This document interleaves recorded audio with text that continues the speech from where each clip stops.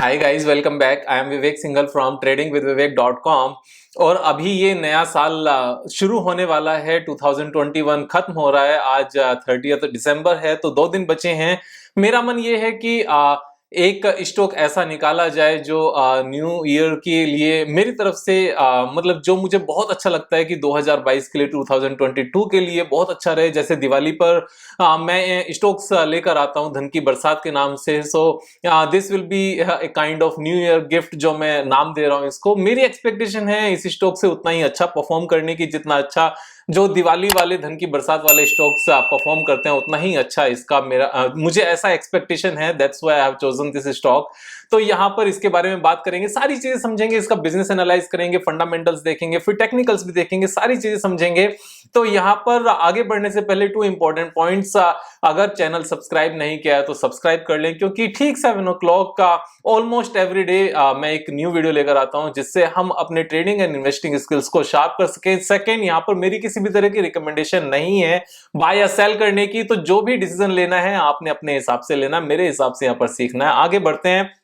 आगे बढ़ते हुए जब हम यहाँ पर बात करते हैं तो Antony Waste Handling Cell Limited, this is a company जो वेस्ट मैनेजमेंट में है। यानी कि जो किसी भी तरह का कूड़ा होता है उस कूड़े को मैनेज किया जाए। देखो, ये एक ऐसा बिजनेस है जो बहुत ज्यादा जरूरी है आने वाले टाइम में। इंडिया जिस हिसाब से ग्रो कर रहा है, तो उस ग्रोथ में जितना भी चीजों को साफ सफाई रखा जाए, जैसे एक स्वच्छ भारत अभियान चलाया भी गया था, उन चीजों को ध्यान में रख के इंडिया में जितनी भी ये कूड़ा करकट है इनको मैनेज करने के लिए बहुत ज्यादा सिस्टमेटिक अप्रोच अभी तक नहीं है। लेकिन जिस तरह से इंडिया ग्रो कर रहा है, जिस तरीके से पर कैपिटा इनकम ग्रो कर रहा है, तो यहां पर इन चीजों की जरूरत पड़ेगी। Government is also taking steps for this. और ये प्राइवेट कंपनीज नगर पालिका के साथ, म्यूनिसिपल कॉर्पोरेशंस के साथ, बिग सिटीज के साथ कॉन्ट्रैक्ट करके और यहां पर इंडिया को बेटर इंडिया बनाने में लगे हुए हैं। तो ये इस तरह का बिजनेस है जो यहां से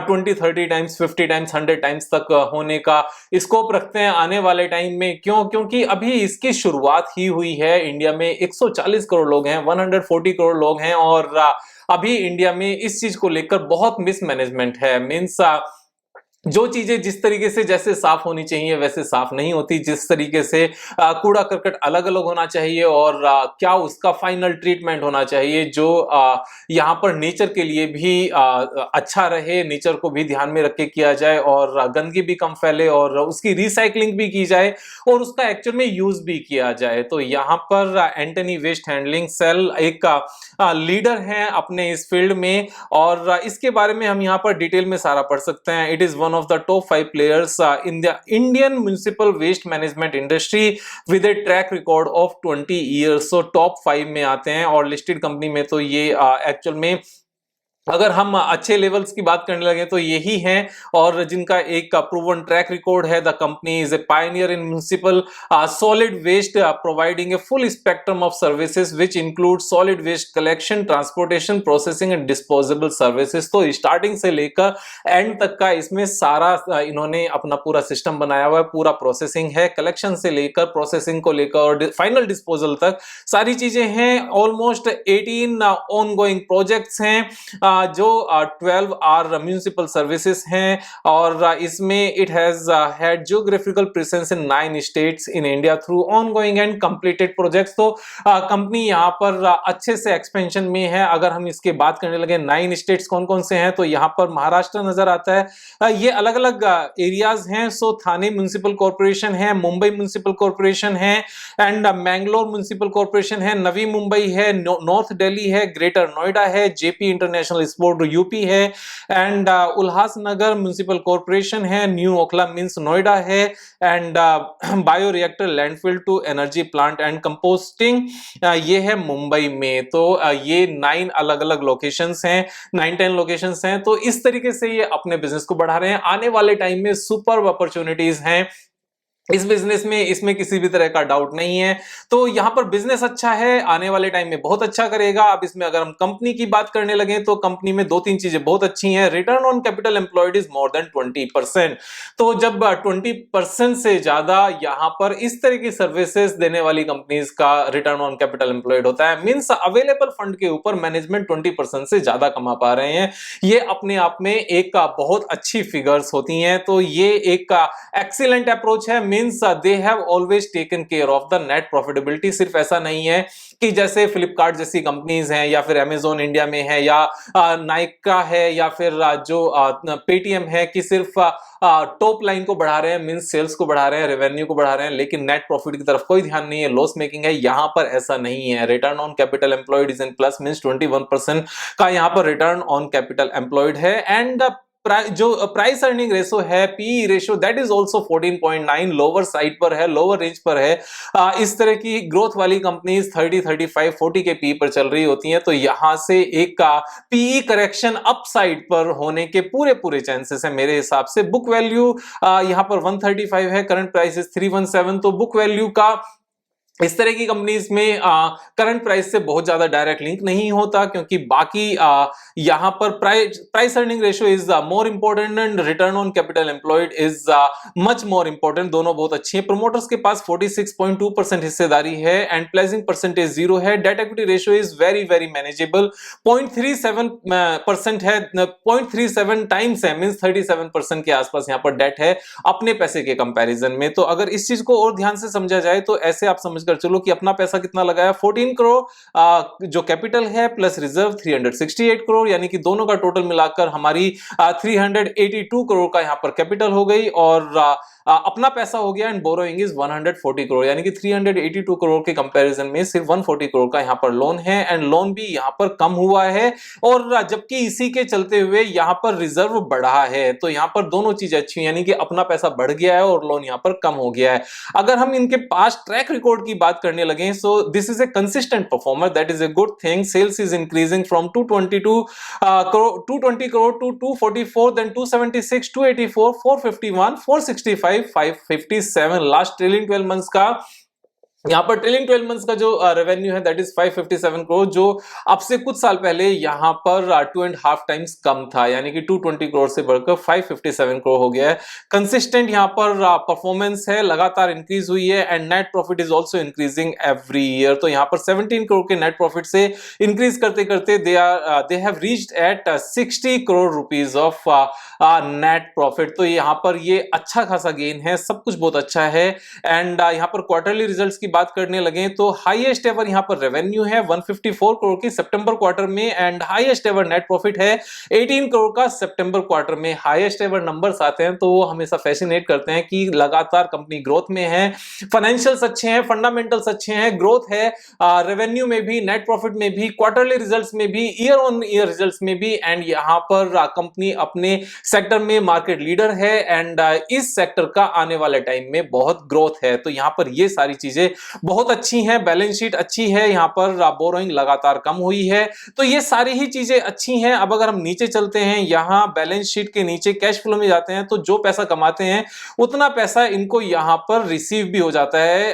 ऐसा नहीं है कि ये कमा तो रहे हैं लेकिन पैसा नहीं मिल रहा है, पैसा लगातार मिल रहा है। अब अगर हम मार्च 2021 ईयर का कैश फ्रॉम ऑपरेटिंग एक्टिविटीज देखें देन दिस इज 112 करोड़ और टोटल कंपनी अभी आज की डेट में कितने की आती है 897। सो 897 को 112 से अगर डिवाइड करते हैं तो ऑलमोस्ट 8 के पीई पर ये कैश फ्रॉम ऑपरेटिंग एक्टिविटीज के बेस पर सिर्फ 8 के पीई पर ट्रेड करती है कंपनी, जो 21% की रिटर्न ऑन कैपिटल एम्प्लॉयड है and A fast growing company है। तो उस केस में अगर 8 के पीई पर मिलती है कैश के हिसाब से तो वो एक बहुत अच्छा रेशियो है। यहां पर एक पॉइंट जो देखा जा सकता है, जो शेयर होल्डिंग पैटर्न है, इसमें एफआईआई ने यहां पर सेलिंग की है। अब ये एफआईआई ने सेलिंग की है, ये डेटा यहां पर मिस हुआ है, जैसे यहां पर मिसिंग था। आप ये चीज ध्यान से समझना, यहां पर एफआईआई वाज 28.28%, बट यहां पर गिल्डफोर्ड का नंबर यहां पर नहीं दिखाया गया था। सेम यहां पर कैम्ब्रिज मॉरिसस का नंबर यहां पर नहीं दिखाया गया था। तो ये नंबर्स मिसिंग है। उसके बाद आगे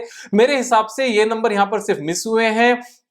ये एक गलती है, इसको टाइपो भी कह सकते हैं या कौन सी मिस्टेक है कहना मुश्किल है, लेकिन यहां पर ये चीज साफ साफ नजर आती है। ऐसा नहीं है कि क्योंकि अगर इससे पहले ये नंबर्स यहां लिखे होते तो भी हम मान सकते थे कि यहां से सेल होकर शायद पब्लिक के पास गए होंगे, लेकिन यहां ऐसा कुछ नजर नहीं आ रहा, बिकॉज इससे पहले भी यहां पर ये नंबर्स मिसिंग थे, फिर आ गए और फिर मिस हो गए।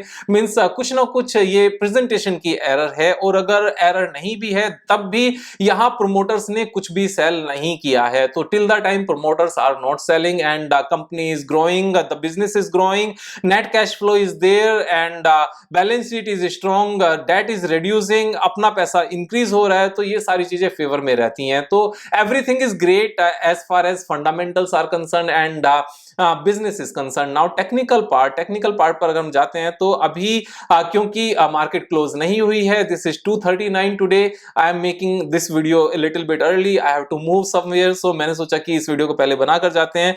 तो इसका आईपीओ आया था अब से ठीक एक साल पहले, लास्ट ईयर 2000 दिसंबर 2020 में, एंड इसकी जो लिस्टिंग हुई थी शेयर की, वो लिस्टिंग हुई थी 1 जनवरी को। तो इसको पूरा एक साल हो चुका है। इस एक साल में जो इसका लिस्टिंग प्राइस, जो इसका आईपीओ प्राइस था, आईपीओ प्राइस वाज 315, तो 315 रुपए प्राइस था। अभी this it is quoting at 318, means at the same price. एक साल पूरा निकल गया है, एक साल में जिस प्राइस पर ये आईपीओ में मिल रहा था सेम प्राइस पर ये आज अवेलेबल है। तो एक साल का बेनिफिट हो गया। दूसरा, फंडामेंटल्स में क्या चेंजेस हुए एक साल में, इस बात को थोड़ा सा समझ लेते हैं। एक साल पहले कंपनी की जो रेवेन्यू थी वो कितनी थी? कंपनी की रेवेन्यू 116 थी, अभी रेवेन्यू 154 करोड़ हो गई है, यहां से 40% का अपसाइड है। एंड नेट प्रॉफिट जो सिर्फ और सिर्फ 12 करोड़ का था, वो 12 करोड़ का नेट प्रॉफिट बढ़ के 18 करोड़ हो गया, यानी कि 50% का अपसाइड नेट प्रॉफिट में है। बैलेंस शीट की अगर हम बात करने लगे, बैलेंस शीट में हम मार्च 2021 के नंबर्स नहीं ले सकते, उससे पहले के अगर हम नंबर्स लें तो रिजर्व 211 करोड़ था जो बढ़कर 368 हो गया, एंड बोरोइंग 209 करोड़ थी जो कम होकर 140 करोड़ हो गई। और यहां पर तो ये सारी चीजें अच्छी हो गई हैं एक साल में, तो यानी कि नंबर्स यहां से इंक्रीज हो गए हैं, नेट प्रॉफिट 50% बढ़ गया है, and this is available at the same price. एक और बात, जिन लोगों ने शायद यहां पर परचेज किया होगा ऊपर लिस्टिंग वाले दिन, क्योंकि जब लिस्टिंग पर ऊपर खुलती है बहुत सारे लोग परचेज करते हैं कि और ऊपर जाएगा, तो 472 का तब प्राइस था, now this is quoting at 318। So on the day of listing this stock had made the high of 489। यहां पर 489 का प्राइस था उस टाइम पर, अभी 318 प्राइस चल रहा है। एंड यहां से लेकर अगर हम लाइफ टाइम हाई तक की बात करने लगे तो यहां पर 53% का सीधा सीधा अपसाइड है। नाउ ये तो 53% का अपसाइड लाइफ टाइम हाई तक है, जो सिर्फ एक साल पुराना ही है, जो लिस्टिंग प्राइस है। और यहां पर एक ये कप विद हैंडल पैटर्न बना, कप विद हैंडल पैटर्न बनाने के बाद में इसने ब्रेकआउट भी दिया, और ब्रेकआउट के बाद में यहां पर मार्केट ओवरऑल फॉल कर रही थी, अक्टूबर के बाद से लगातार नीचे आया। सो दैट वाज मेरे हिसाब से वन ऑफ द रीजन। और अगर हम इस कप विद हैंडल के पैटर्न के बेस पर हम इसका टारगेट सेट करने लगे तो लाइफ टाइम हाई से थोड़ा सा ऊपर आता है, यानी कि 512 तक आता है। और 512 तक अगर हम करंट प्राइस से लेकर इसका टारगेट मेंशन करने लगे, देन दिस इज 60%। तो यहां पर 60% का यहां पर पोटेंशियल टारगेट आता है, ये टेक्निकल टारगेट है। Now when I am saying this could be 100 bagger on the basis of what, अगर हम करंट में इस कंपनी का मार्केट कैपिटलाइजेशन देखने लगे, then this is only 897 crore, only 900 crore. इस तरह की कंपनीज 10 साल में 10 गुना हो सकती हैं, उसके अगले साल में 10 गुने का फर्दर 10 गुना हो सकती हैं। तो यहां पर 100 टाइम्स 20 साल में हो सकता है। और अगर किसी एक शेयर में अभी हम लगा कर रखें पैसा, और हाँ, जब भी डाउनफॉल आए किसी भी हम सेटअप को यूज कर सकते हैं। We can use 200 day moving average, we can use RSI, we can use any other parameter like 30% अगर टॉप से नीचे आ जाए तो ले लो, 20% टॉप से नीचे आ जाए तो ले लो। तो इस तरीके से इस कंपनी में लगातार इन्वेस्टमेंट की जा सकती है। I am bullish on this stock, but when I am saying that I am bullish, you have to take your decision according to your due diligence. मेरे हिसाब से नहीं करना है, you have to take advice from your investment adviser, या फिर अपने हिसाब से करना है। मेरे हिसाब से यहाँ पर सीखना है। तो इस तरह की कंपनीज 1 लाख करोड़ तक का होने का पोटेंशियल आराम से रखती हैं। ये मैं किस बेस पर कह रहा हूं? मैं इस बेस पर कह रहा हूं, we are more than 140 crore people, and India में अभी वेस्ट मैनेजमेंट को लेकर शुरुआत भी नहीं हुई। मींस इमेंस पोटेंशियल है इस पर्टिकुलर फील्ड में। और जब कोई पायनियर कंपनी अपने सेक्टर की मार्केट लीडिंग कंपनी 1000 करोड़ से कम पर मिल रही होती है और उसका रिटर्न ऑन कैपिटल एम्प्लॉय 21% होता है और लगातार प्रूवन ट्रैक रिकॉर्ड होता है ग्रोथ का, जो यहां पर कंसिस्टेंटली देखा जा सकता है, means net profit increasing from 17 crore to 60 crore and revenue increasing from 220 crore to 557 crore. तो यहां पर ये अपने आप में एक जो हिंदी में कहावत है कि प्रत्यक्ष को प्रमाण की जरूरत नहीं होती, यहां पर जो चीज सामने है, आंखों के सामने है, उस चीज को हमें प्रूव करने की जरूरत नहीं होती। तो ये वही एक इस तरह का शेयर है। I am very bullish on this stock. अब बात ये आती है विवेक भाई, ये इतना जो इसका टेक्निकल टारगेट है यहां से 60% का, ये अचीव होने में कितना टाइम नजर आता है? जिस तरह की आज की कैंडल हम देख सकते हैं with a gap, and this is it is trading higher by 7% today, 7.2% up है आज। और कल से इसने यहां पर एक गैप अप दिया है, इससे पहले भी एक गैप अप दिया था, बट लास्ट टाइम जब इसने गैप अप दिया था तो नेक्स्ट डे की कैंडल रेड कैंडल थी, which is a weak candle. Always एक कमजोर कैंडल होती है रेड कैंडल, लेकिन यहां गैप के साथ में जो कैंडल बनी है वो ग्रीन कैंडल है और ग्रीन बनने के बाद में लगातार ऊपर गया है, 7% ऊपर है। अगर मैं गैप की जो बात कर रहा हूं वो ये कर रहा हूं कि लास्ट डे का जो हाई होता है एंड करंट डे का जो लो होता है उसके बीच में यहां पर कोई भी ट्रेडिंग नहीं है, इट्स ए गैप। तो इस तरीके से गैप क्रिएट होता है। जब भी गैप पॉजिटिव तरीके से आए, मींस उसके बाद ग्रीन कैंडल हो और वो लगातार ऊपर जाए और वो गैप नीचे के लेवल से क्रिएट हो, काफी नीचे से, तो वो एक काफी अच्छा गैप माना जाता है। और इसी के साथ में अगर ऊपर के लेवल पर जाकर नीचे की तरफ गैप आए और वो रेड कैंडल के साथ हो तो कमजोर माना जाता है। जैसे वो यहां पर आया कि यहां एक हमारा प्राइस था जो लास्ट डे का लो था और यहां पर जो हाईएस्ट था, so it was a gap जो यहां पर बना था। लेकिन यहां पर अगर ये गैप बनने के बाद में जो नेक्स्ट डे की कैंडल थी, अगर ये ग्रीन कैंडल हुई होती तो ये एक पॉजिटिव साइन होता है, लेकिन ये गिरते हुए मार्केट में नीचे की तरफ को गैप बना विद रेड कैंडल, तो ये वीक साइन होता है। और यहां पर ये जो गैप बना था मैं आपको दिखाता हूं, दिस पर्टिकुलर गैप जो यहां से लेकर यहां तक ये वाला गैप बना, ये बुलिश इसलिए नहीं था क्योंकि ऊपर की तरफ हुआ लेकिन कैंडल रेड बनी, बट दिस टाइम यहां पर गैप आया और ऊपर की तरफ यहां पर जो कैंडल बनी वो ग्रीन कैंडल है, तो यहां पर ये बुलिश है, यहां पर ये बहुत बुलिश है। लाइफ टाइम हाई तक तो जाना तय है ही, उसके बाद ये जो इसका टेक्निकल टारगेट है ये भी अचीव होगा। एंड उसके बाद में ये उसी तरह की कंपनीज होती हैं जिनको बाद में वापस से जब मुड़कर देखा जाता है तो पता चलता है कि इस कंपनी को पहले कभी किसी ने बताया नहीं, इसके बारे में बात नहीं की। तो जब इस तरह की चीजें आई तो कभी सर्च करके देखना। अगर इस तरह की बाकी भी स्टॉक एनालिसिस देखनी है तो एक बार चैनल पर जाकर पुराने स्टॉक्स के जो एनालिसिस हैं उन सबको एक बार गो थ्रू करके देखो। अगर हमने 200 चार्ट्स डिस्कस किए हैं, स्टॉक्स डिस्कस किए हैं, या फिर 150 स्टॉक्स भी डिस्कस किए हैं, उनमें से 10, 12, 15 इस तरीके रहे हैं कि क्यों उन्होंने उतनी अच्छी परफॉर्मेंस उतने कम टाइम में नहीं दिखाई जितने टाइम में एक्सपेक्टेड थी। तो उसका बड़ा सिंपल सा रीजन है, स्टॉक मार्केट है, 10-15% स्टॉक्स जरूरत से ज्यादा टाइम ले लेते हैं, लेकिन अगर 85% स्टॉक्स टाइम से या टाइम से पहले अपनी परफॉर्मेंस दिखाते हैं तो इसी तरीके से बैलेंस बनता है and we can make 40% gain. तो 40% कमाना मार्केट में कभी भी उतना मुश्किल नहीं होता। एक और इंपॉर्टेंट पॉइंट, अगर पर्सनलाइज क्लासेस में कुछ सीखना है तो न्यू बैच स्टार्ट हो रहा है 8 जनवरी से। यहां डिस्क्रिप्शन बॉक्स में भी नंबर लिखा हुआ है, नीचे भी फ्लैश हो रहा है, आप उसके ऊपर व्हाट्सएप करके या कॉल करके अपने आप को एनरोल कर सकते हो। यहां पर 40% डायरेक्ट इक्विटी में अपने आप से ट्रेड करके, बिना इंट्राडे के, बिना फ्यूचर एंड ऑप्शन के, बिना करेंसी के, बिना कमोडिटी के, सिर्फ अपने पैसे को इन्वेस्ट करके 40% हर साल का कैसे कमा सकते हैं, उस चीज को सीखने की जरूरत है। सीखकर करने से ही चीजें अच्छी रहती हैं, बिना सीखे तो हम ड्राइविंग भी नहीं करते, यहां तो पैसों की बात है। तो ये सारी चीजें बहुत इंपॉर्टेंट है। कल फिर मिलेंगे एक नए वीडियो के साथ, तब तक मुझे करो यार, thank you so much, have a nice day.